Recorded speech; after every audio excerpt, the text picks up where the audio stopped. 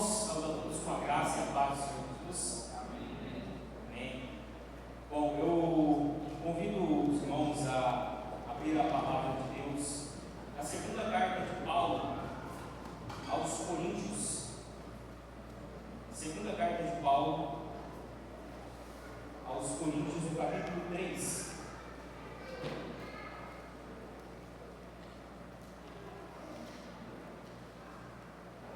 Nós faremos a leitura dos versículo 12 ao versículo 18.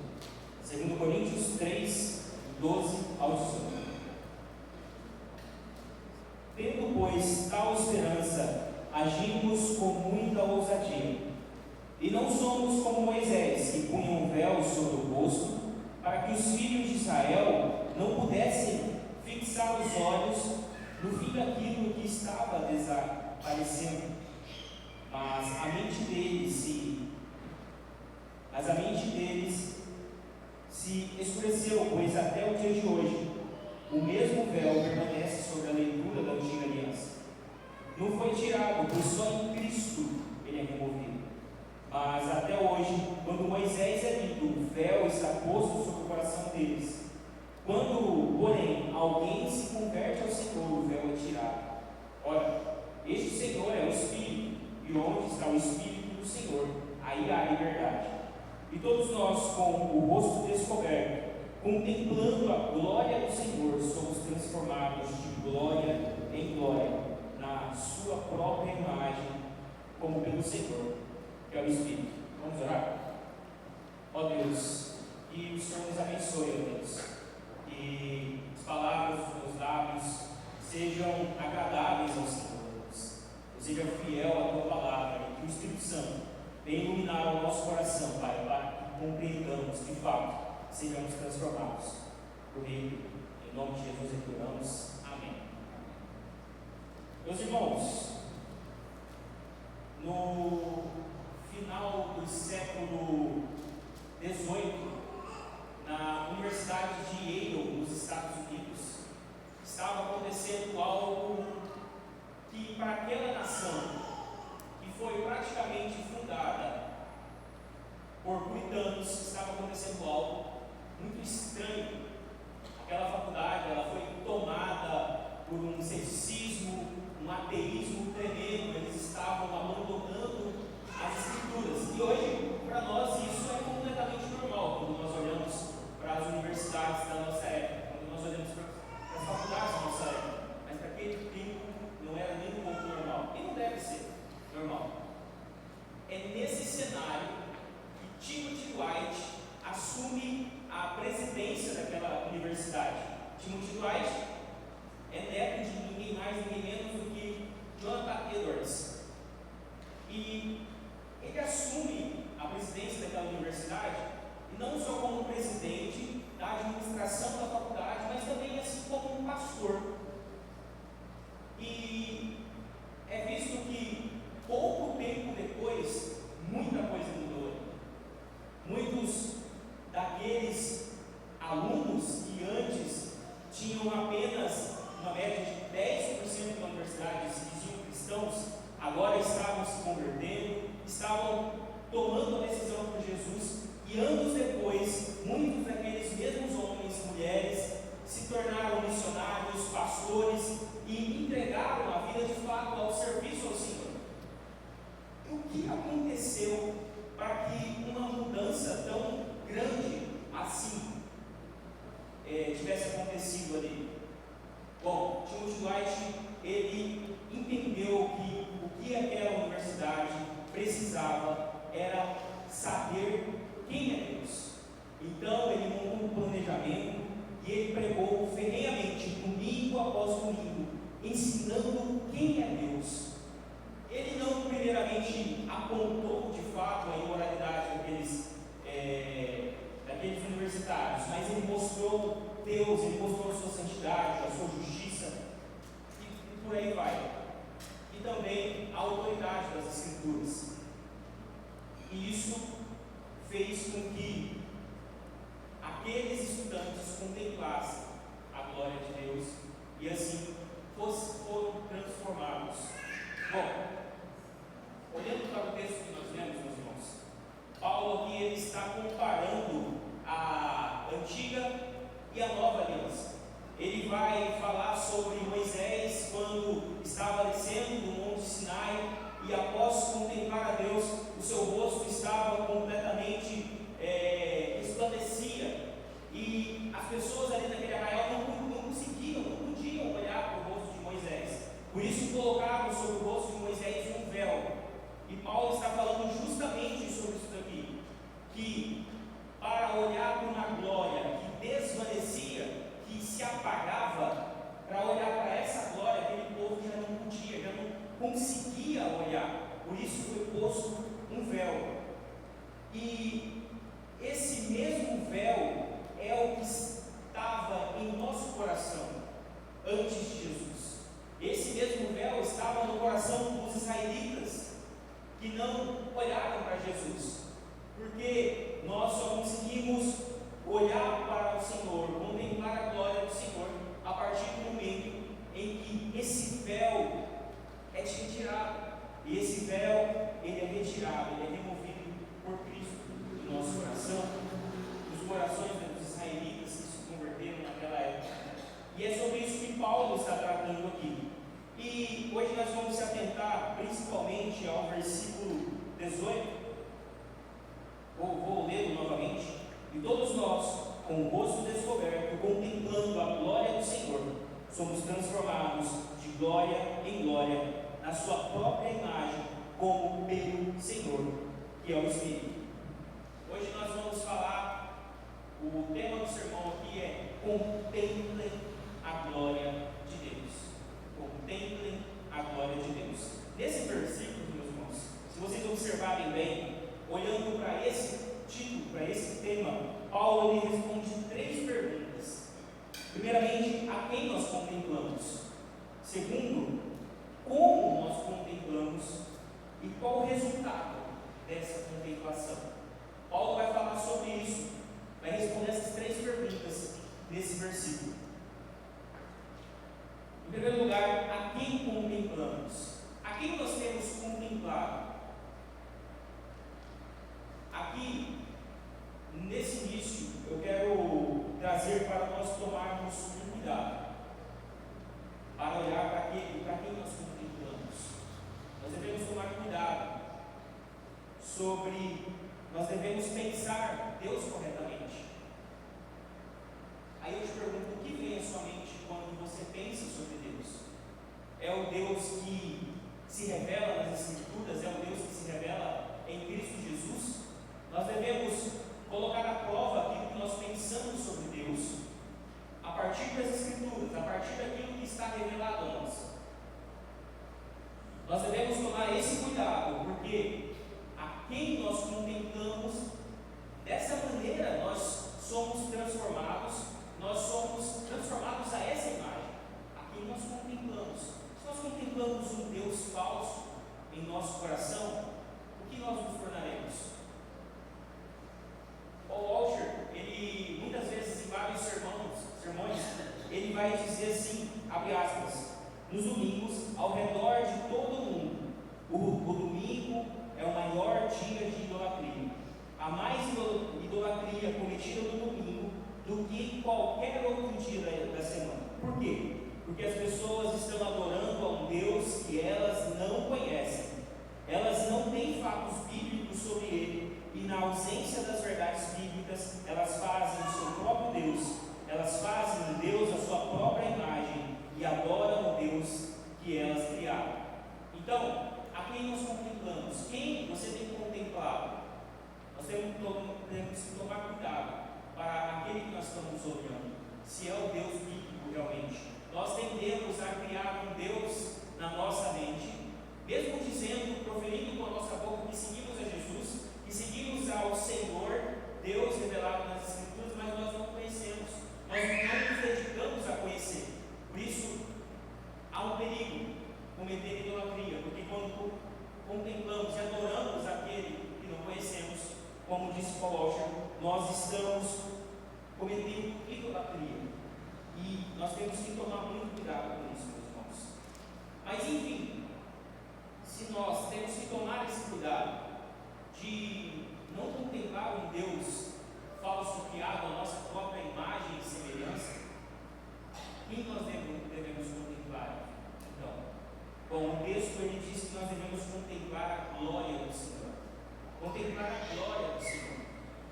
A glória do Senhor, muitas vezes, eu não sei se você já pensou assim, eu já pensei muitas vezes assim. Quando eu lia a palavra glória na Bíblia, eu ficava pensando em uma luz muito forte, pensava no sol, mas glória, na verdade, ela é a totalidade do Senhor, ela é o peso de Deus. Quando nós olhamos os seus atributos separadamente, nós olhamos, por exemplo, para o poder de Deus. Pense nisso como o poder de Deus é o braço de Deus, a onisciência são os olhos de Deus, a santidade é a beleza de Deus, mas a glória é o esplendor de tudo isso que resulta da harmonia de todos os seus atributos. Isso é a glória do Senhor. É quando você olha para o Senhor de forma completa. É quando você olha para o Senhor que é justo, Ele se ira com o pecado, Ele traz justiça contra aqueles que não atendem a sua voz, contra pecadores, mas é um Deus amoroso, é um Deus misericordioso. Nós não devemos olhar para Deus somente para algumas de suas facetas, para alguns de seus atributos. Nós devemos contemplar o Deus de forma absoluta, completa. Por isso, Paulo vai dizer que nós devemos contemplar a glória do Senhor. Dito isso, aonde nós vemos essa glória de forma mais clara e especial? É em Cristo. Em Cristo nós vemos a glória de Deus de forma, com a revelação de forma completa. A palavra de Deus ela vai dizer em vários lugares que, por exemplo, 2 Coríntios 4:6, um pouco mais à frente, Ele mesmo resplandeceu em nosso coração para a iluminação do conhecimento da glória de Deus na face de Jesus Cristo. João 14:9, Jesus vai dizer: quem vê o Pai, vê a mim. Hebreus 1:3, o Filho, que é o resplendor da glória de Deus e a expressão exata do seu ser. Colossenses 1:15, Ele é a imagem do Deus invisível. Quando nós queremos contemplar a Deus, a glória do Senhor, nós devemos olhar para Jesus. Nós devemos olhar a glória de forma absoluta revelada no Filho, no Deus encarnado. Ali nós conseguimos ver ao Senhor de forma completa. Ele é a imagem do Deus invisível. Então, a quem contemplamos? É a Cristo Jesus, a glória do nosso Senhor, Cristo Jesus. Quando nós olhamos para os atributos do Senhor, a sua misericórdia, olhe para Cristo.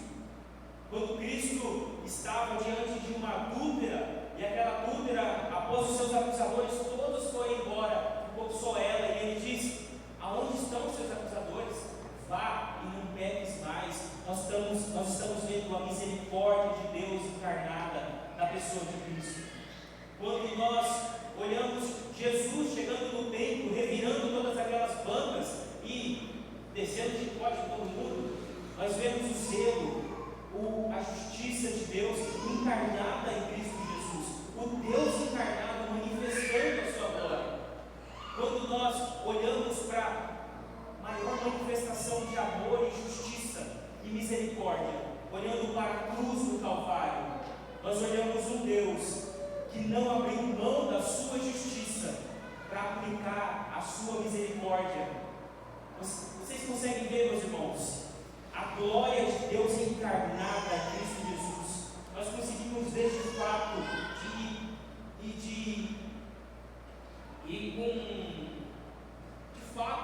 Cristo Jesus tudo isso.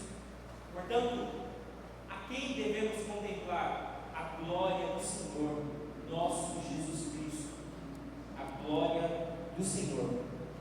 Então, respondida essa questão, a quem devemos contemplar, agora o texto também, Paulo, ele vai responder outra pergunta: como nós contemplamos então a glória do Senhor? Como nós contemplamos? 18 ele começa: e todos nós com o rosto descoberto. Lembra que Paulo estava falando de Moisés? Do véu que estava sobre o coração do povo e não conseguia olhar a glória de Deus. Em Cristo Jesus, agora os nossos rostos, nós conseguimos contemplar ao Senhor com o rosto descoberto. Não há mais véu, não há mais separação entre nós e o Senhor. Agora nós temos um mediador, aquele que pagou o preço por nós, aquele que rasgou o véu de alto a baixo. Agora nós podemos contemplar, porque o véu foi removido por Cristo. Nós temos esse acesso aberto à glória de Deus. E louvado seja Deus por isso. Bom, se agora nós temos o rosto desvendado, descoberto, nós o contemplamos pela fé. Nós não conseguimos contemplar com os nossos olhos físicos. Nós não conseguimos ver o Senhor de forma física, de forma extraordinária. Para isso, Ele deixou meios. Portanto, nós devemos contemplar ao Senhor pela fé. Nós devemos contemplar ao Senhor pela fé que nos dá confiança naquilo que Ele mesmo revelou a nós, em Sua palavra. É assim que devemos contemplar a glória do Senhor. A Tozer vai dizer que a fé é como se fosse o olho da alma, é aquilo que nos capacita a enxergar através daquela nuvem que deixa tudo turvo, que não deixa nós ver. Então, é o olho da alma, isso é fé. Então, nós devemos contemplar o Senhor por meio da fé. Nós devemos também contemplar o Senhor por meio da palavra. É na palavra que nós temos a revelação do Senhor. É na palavra que nós vemos Cristo. É na palavra que nós vemos a glória de Deus. É na palavra que nós vemos o Senhor agindo. E é assim que nós devemos contemplar o Senhor. Em João 17, Jesus diz: santifica-os na palavra, a tua palavra é a verdade. A palavra do Senhor. É a palavra do Senhor aonde nós devemos contemplar. Não é de forma mística, não é de forma nós não podemos esperar hoje revelações, porque a revelação já está completa na palavra do Senhor. Cristo é revelado nas Escrituras. Então nós devemos nos atentar, ler a palavra, nos dedicar todos os dias, lendo a palavra, conhecendo ao Senhor. Tudo que nós formos ler, nós devemos perguntar o que o Senhor está revelando de si nessa passagem. O que eu aprendo sobre o Senhor nessa passagem.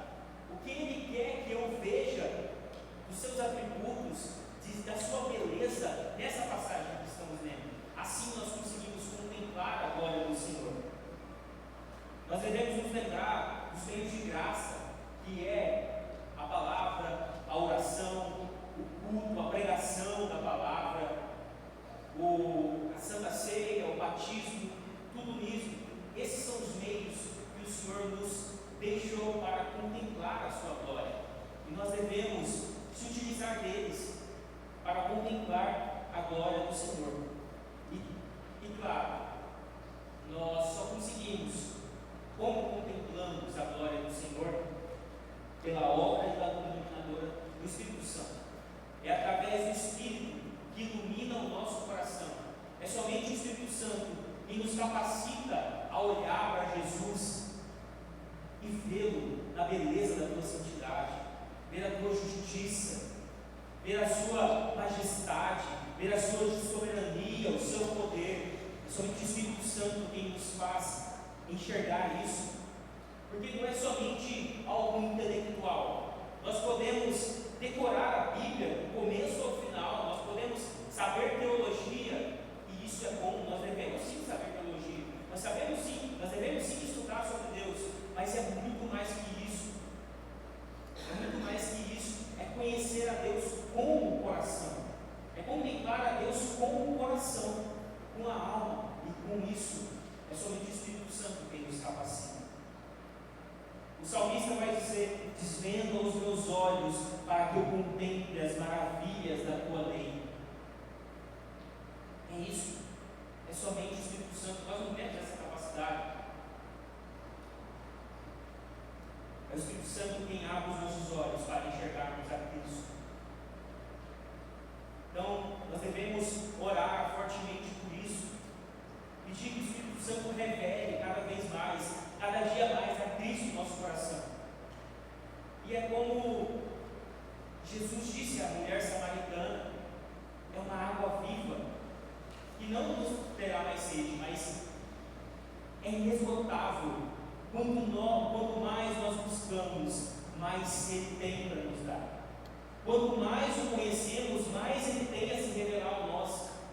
Então nós devemos clamar ao Espírito Santo, que ele se revele cada dia mais a nós. Cada dia mais, irmãos. Então, como contemplamos a glória do Senhor, então Paulo, ele nos mostra isso. Em terceiro lugar, irmãos, qual o resultado dessa contemplação? Qual o resultado dessa contemplação?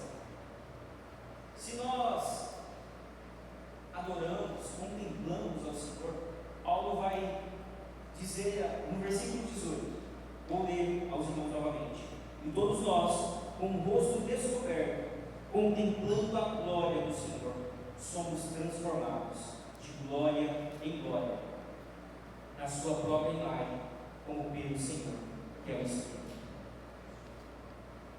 Irmãos, quando nós olhamos para a palavra do Senhor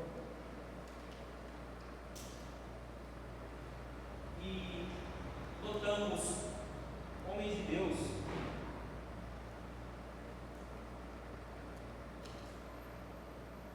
que contemplaram a glória do Senhor, viram ao Senhor, e quando nós olhamos, nenhum deles permaneceram da mesma maneira, nenhum deles.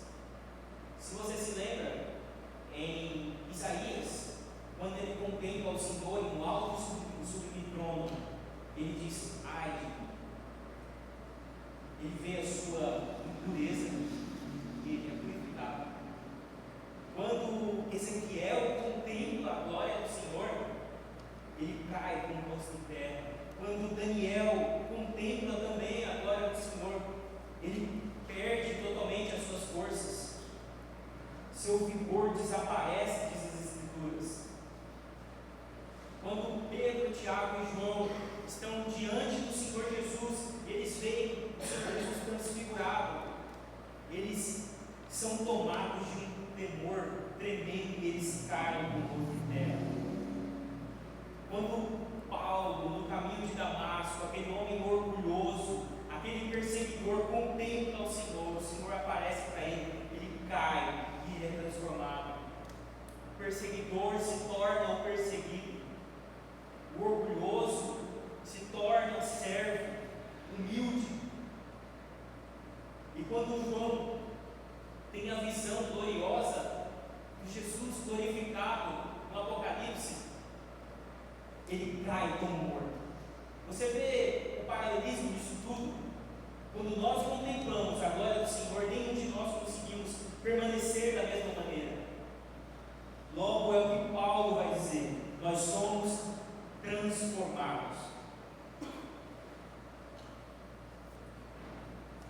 E essa palavra que está aqui, transformados, ela é a mesma utilizada lá na transfiguração de Jesus, quando diz que Jesus foi transfigurado. É a mesma palavra.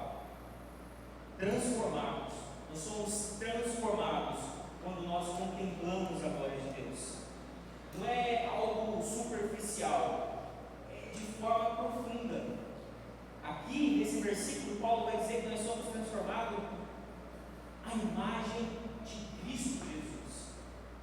Não é uma transformação exterior somente, não é uma transformação somente para as pessoas que estão ao nosso redor ver, mas é uma transformação interior, que parte do nosso coração caído, o coração que desejava o pecado, agora passa a desejar ao Senhor.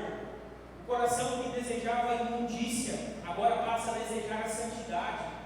E isso não vem de nós, irmãos. É obra do Espírito Santo, é o Senhor quem nos transforma.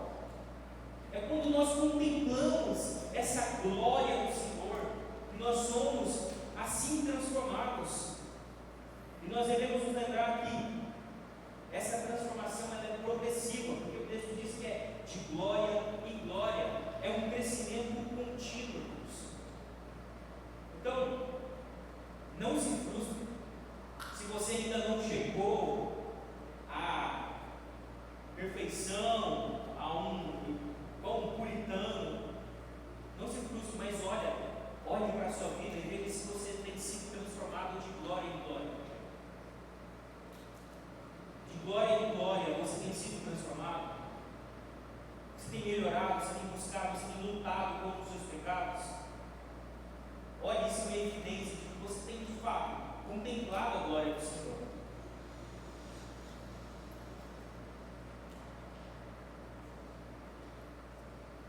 E sempre nos lembrar, essa transformação é produzida por Deus.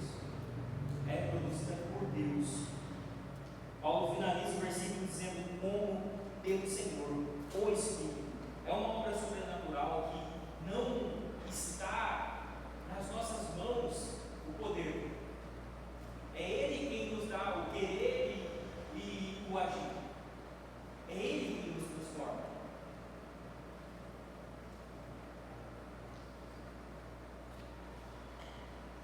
Portanto, irmãos, nós devemos contemplar o Senhor. Nós devemos contemplar a glória do Senhor. Muitas coisas têm tirado o nosso foco ultimamente. Quando nossa geração, nós vivemos distraídos. Nossa geração vive distraída. O celular nos ensinou a olhar muito pouco para as coisas. A nossa atenção é muito pequena. Mas nós devemos olhar para Cristo de forma permanente, diariamente, todos os dias. Se lembrar das suas belezas, da sua beleza, das suas maravilhas, de como Ele é soberano, de como Ele é tremendo, de como Ele é um Deus que é transcendente, que está sentado sobre um alto e sublime trono, e de como nós cantamos aqui, é um Deus soberano, é um Deus tão glorioso, mas também se importa conosco. É um Deus que enviou o seu Filho para morrer no nosso lugar. Nós devemos nos lembrar que Ele é um Deus presente. Ele mesmo prometeu que estaria conosco todos os dias de nossas vidas. Então nós devemos nos lembrar de tudo isso, da sua palavra. Nós devemos ir à palavra do Senhor todos os dias, clamar ao Senhor, que se revele cada vez mais ao nosso coração. Nós só seremos transformados na imagem de Cristo quando isso acontecer, quando nós de fato estivermos contemplando essa glória majestosa do Senhor. Muitas vezes nós lutamos contra os nossos pecados, nós tentamos nos transformar, nós tentamos mudar a força bruta e nós se vemos batendo em uma parede aonde nós não conseguimos prosseguir, parece que nós não conseguimos, mas nós queremos fazer tudo do nosso jeito. Mas o jeito do Senhor é diferente. É olhando para Ele. Nós achamos que sem oração, sem palavra, nós vamos conseguir, mas não conseguimos. É somente o Senhor. A partir do momento que nós contemplamos a sua glória, somos transformados. E o bom disso é que, olhando para o Senhor, Ele está num patamar muito elevado. Ele é o Deus transcendente. Ele é o Deus santo, aonde não há nem nada de ruim nele. Então, quando olhamos para Ele, nós nos sentimos e somos realmente, nós vemos a nossa impureza. E assim, nós queremos nos parecer com Ele. Então, irmãos, que nós venhamos contemplar mais o Senhor. Lembra de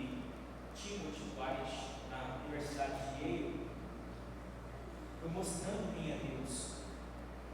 E aqueles jovens olharam, viram e se admiraram, contemplaram e foram transformados.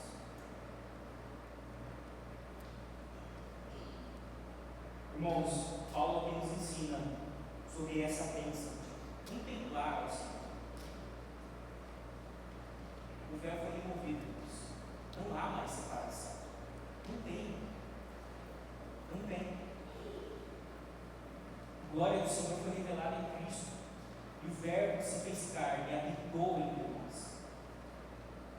Ele morreu no nosso lugar. E o Espírito nos capacita a contemplar o Senhor. Meu desejo, irmãos, meu coração, é que eu e todos nós chegue diante do Senhor e ore assim como Davi, no Salmo 63. Ó Deus, Tu és o meu Deus, eu te busco ansiosamente, a minha alma tem sede de Ti, meu corpo te almeja como terra árida, exausta e sem água.